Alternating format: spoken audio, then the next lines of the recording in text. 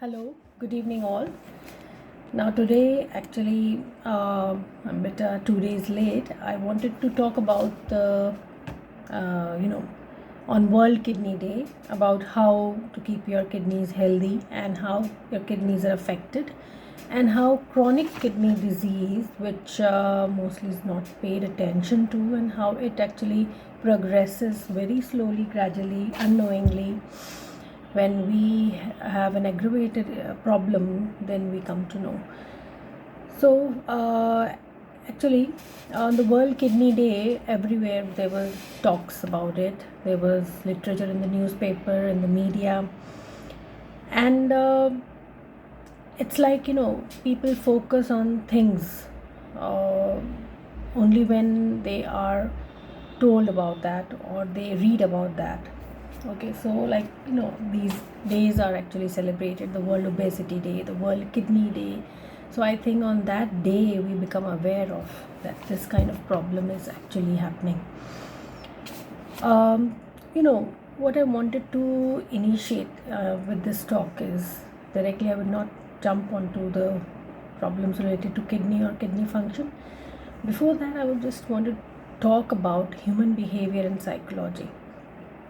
What is our human behavior?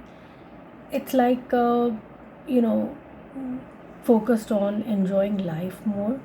Enjoyment is not like fulfillment or something positive. Enjoyment is eating out, moving, roaming, enjoying trips with friends, laughing, giggling. Definition of enjoyment has changed. Previously, in the uh, previous generations or elders, they used to find enjoyment in the good food they used to eat, in the quality time they used to spend with their family, some kind of discussions, or very such simple things would give them enjoyment. It was not something very very fancy that they wanted or expected in life that would give them enjoyment. Now, what we call as enjoyment, like staying out of your home for a long time, eating outside, and sleeping late at night, binge eating, eating processed food, everything like should be comfortable, convenient. We find, you know, want to make life very, very, very convenient, and in that, convenience, or we can say in that process of finding convenience, we neglect many things. So what happens is, like, gradually all this is actually becoming our habit over a period of time. Sleeping late at night is becoming a habit. Eating late at night is becoming a habit. Eating whenever we like to, or we feel like, or something if it's tasty on the table. So it's like every time we are making, or we are actually building such habits that they are now becoming a strong part of our personality and our behavior. So what happens is, like, I would say that if we become alert now, like our habits, most of the habits have been now spoiled, or we are now indulging in this kind of fast food and fast life. But if we want to inculcate good habits in our children, good eating habits, good routine, so we should start from now on. This is very very important, because this is going to build the personality, this is going to build the life, the foundation of your child. Only marks, grades, or studying hard and learning every time, cramming things, bringing good grades, excelling everywhere, or making the child compete with others, kind of a fast life. We have to pause a little for our children and build such habits in them that they develop that in their personality, develop them in their attitude, in their behavior. from the beginning only, you have to inculcate good eating habits in the children. A routine is very important. Routine and maintaining that routine, consistency. If your child wakes up late in the morning or sleeps late at night, using more of digital media or internet or the mobile or the tab and everything, so just try that they keep a time check on that. So we have to build these habits. They sleep early, they wake up early, they plan their day such that they can cover up whatever they intend to do, their studies, their playtime, then their rest time, their enjoyment. And whenever they eat mindfully, thinking that what they are eating is healthy for them. They must ask questions like, is this good for me? Is this good for my health? And they should also think about that. So this starts from ourselves, like from the parents itself. If we are indulging in healthy habits, our children will copy that. Exercise routine, a fixed regimen, a consistent routine of some kind of a physical activity, please inculcate in your child, or just encourage the child to play sports also. Okay, so if you want your child to have an overall mental development, a great cognitive ability, a great memory, creativity, give the child ample space and time schedule such that the child can spare time for other activities. And that will be possible only if the child plans the day properly, plans the routine properly. Planning and to stick to a routine is very, very important, to stay organized, stay well managed from the beginning. If you inculcate such habits, it's very, very helpful. Now, how all this is related to our kidneys, that's very amazing. Well, as I have talked about the fatty liver earlier in my talk, that when the liver becomes fatty because of the deposit of fat, mostly triglycerides, it gradually deteriorates in its function, and that leads to various other chronic illnesses and mostly cardiovascular problems. And that situation comes into picture when most of the part of the liver is damaged. That is gradual and that goes unnoticed. Now here also why I am actually speaking about habits, about the base level that you're going to prepare for your healthy body, the healthy organs in which the kidneys are also included, is that when your kidneys start deteriorating in your function of filtration, like the basic function of kidney is to filter the blood. Okay, that is to maintain the blood volume, to regulate the blood pressure, remove toxins from the body, to regulate the levels of various toxic end products formed from protein metabolism, to reabsorb certain substances which have been filtered, to regulate their level in the body, maintain the electrolyte level. So the kidney is very, very important for maintaining a homeostasis or a balance in the body. Okay, now this is just not a scientific thing that to maintain balance in the body. Balance is not only like a function of the kidney, it's the function of your habits or mind also. If from the initial period of you can say eating, or you can say when you're developing your good habits from childhood, you are actually inculcating healthy habits, which is going to keep the organs healthy also. And what happens is, when you're not eating healthy, when you're not sticking to a healthy routine, there will be some deterioration in the various organs, and that can reflect in the kidney, but that will not be expressed or cannot be judged very early. Till it can happen like most of the kidney of, or one of your kidney might be not working properly. So it happens that most of the patients, when they come with aggravated problems, high blood pressure and various other discomfort, and they come to know that their kidney is actually not working 50% also.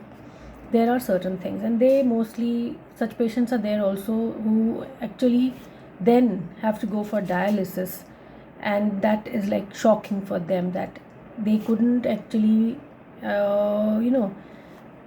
find out that there was any problem with their kidney, and suddenly this thing has actually increased and the kidney function has deteriorated to such an extent that they have to go for dialysis, which is not comfortable for a patient.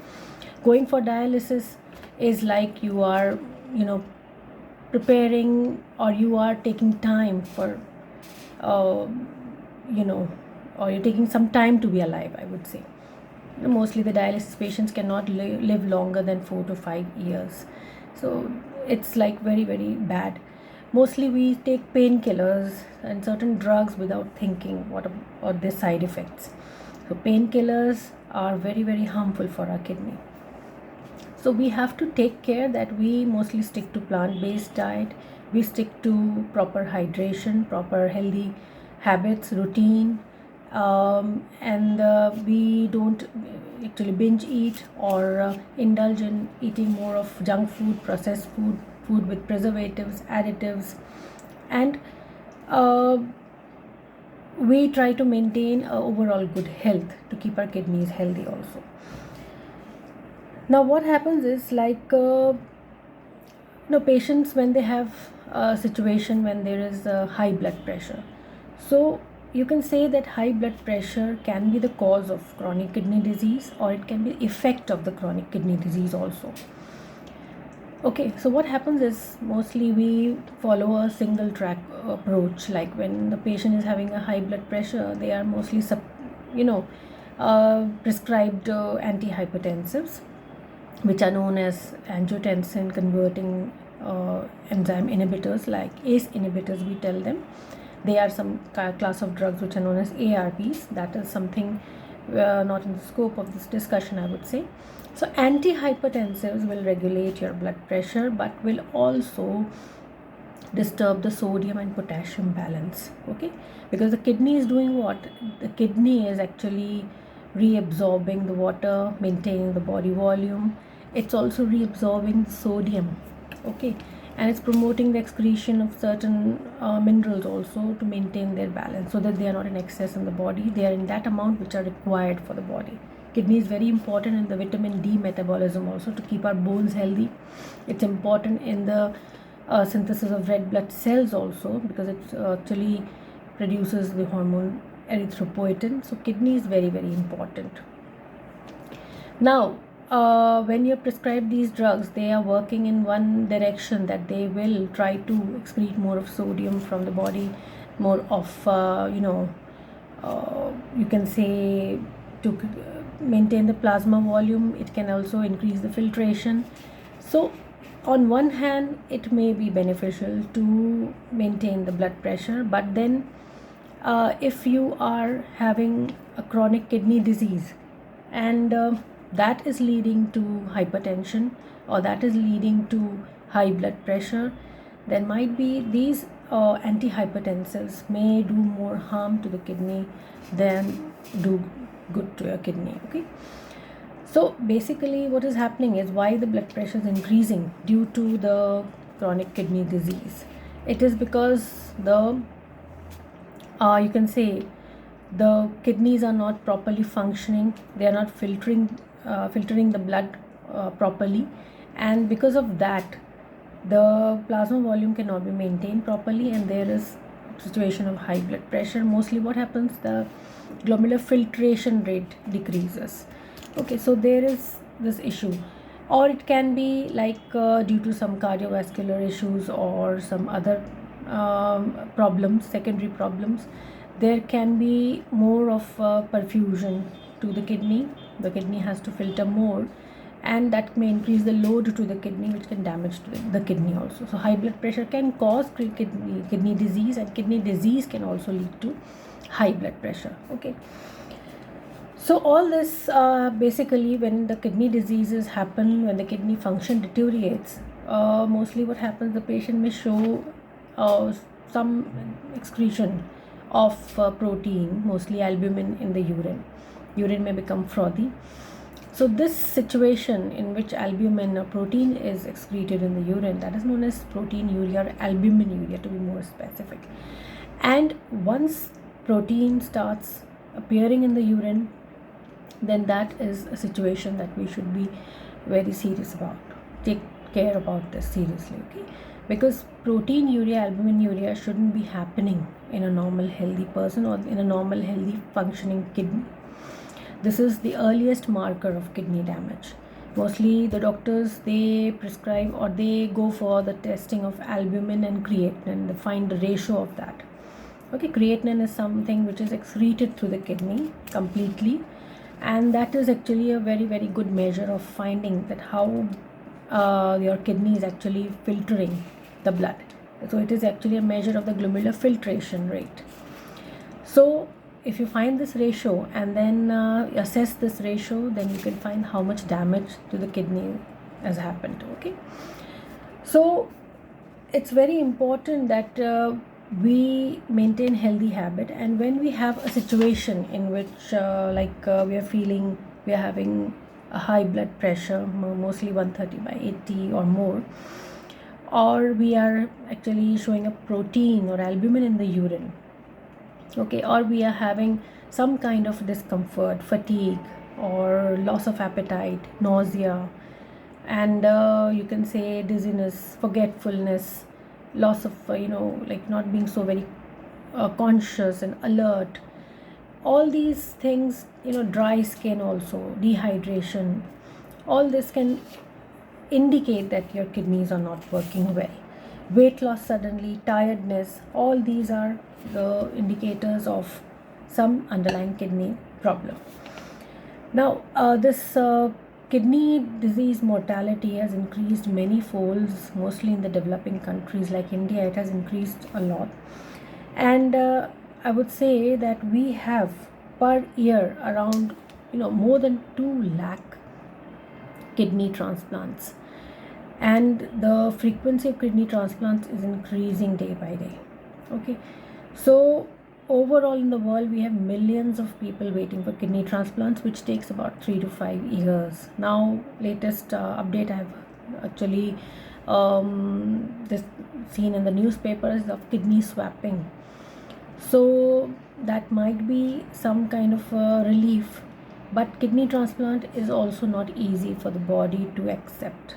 Not every transplant is very acceptable, so that is the last resort, and we shouldn't be allowing our kidney function to reach to that level that we have to go for transplant. And dialysis, as I referred, if the patient is suffering from chronic kidney disease or end stage renal disease, when the kidneys have deteriorated in function completely, filtration capacity has deteriorated, become very, very, very less, and the proteins and urines are increasing, then the toxic substances like urea, creatinine are very high in the blood, and that condition the patient is suggested to go for dialysis about 3 to 4 days a week, depending upon the condition of the kidney. In that, the blood is actually removed of all the toxins, filtered, and then again reperfused in the patient. Okay, so this is like a kind of a cycle which will take some hours to take place, and in that case the patient becomes so fatigued and tired that they don't have much energy after going for dialysis, and after again another day they have to go. So it's always that they are always tired and fatigued, and then there is deficiency of various nutrients due to dialysis, so that is also a problem. So neither dialysis nor kidney transplant can give you complete relief from your problem, and this kidney function is very, very important for the overall metabolic health of our body, I can say. What happens is, even there can be certain minerals which may increase in the body. Phosphorus can increase because kidneys actually excrete phosphorus. When phosphorus increase, it will also remove calcium from the bones and will mobilize calcium, the parathyroid hormone, which actually increases when there is low calcium in the blood, will actually remove calcium from the bones. There will be a condition of more calcium, phosphorus, which can deposit in various organs also, and they can cause calcification of various tissues. So there will be disturbance in the various homeostasis of the minerals also, and of the electrolytes also. So it's very, very difficult for a person with chronic kidney disease to lead a very normal life. And there are various problems related to it also. There can be cardiovascular issues because the blood pressure is not being regulated properly. So it's very, very important then when we go for certain tests to check the kidney, we see that how much is the protein urea, we see the albumin creatinine ratio, we see the glomerular filtration rate has it decreased less than 60 or so. And if there is an underlying problem causing that kidney disease, then that problem has to be dealt with. Like type 2 diabetes is a reason for nephropathy, or you can say complications in the kidney. So that is very important that we keep the hyperglycemia in check. More of glucose, more the water will be excreted, more osmotic diuresis we say, because glucose is osmotically active, so it will carry more water with it. Kidney will have to filter more. So any organ, when it has to work more, it's going to deteriorate in its function. And in that condition, gradually when the function deteriorates, it's not able to regulate the you can say the proper homeostasis in the body, or for what it is actually meant to. Okay, so it's very important that we keep a balance in our life of everything, of our routine, of our eating habit, of our attitude, of our the way we look at life, the way we design our routine, keep ourselves organized, well managed, calm, and not in panic, not in hurry, well hydrated. When we are balanced, when our mind is balanced, I think the whole body will be in a balance. So everything starts with your mental makeup, with your willpower, with the consistency in your behavior, in your lifestyle, in your attitudes, in your routine, what you're going to follow. That is going to keep your organs healthy. And it's not every time that you will get a red flag when you're having something wrong in some of the organs. They might get unnoticed for a long period of time, and when you notice them, they have deteriorated to such an extent that you have no other option left just to wait or you have to count the time for which you will be alive with that deteriorated organ. So we don't have to wait or for that thing to happen. Okay, so we should be mindful of how we are leading our life. That's very important. We might work hard, we might run fast, we might catch up for things, we might set goals and achieve them. Everything we have to do in life, that's actually what you can say this era demands from us.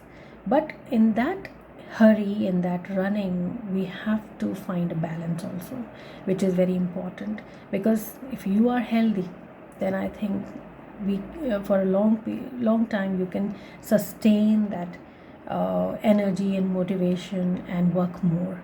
So stay healthy, stay balanced, and keep your kidneys in balance also. They are meant to maintain balance in your body, homeostasis in your body. So create that environment in yourself, in your body, so that the kidneys also work well. Happy Kidney Day and happy healthy kidney to all. Bye.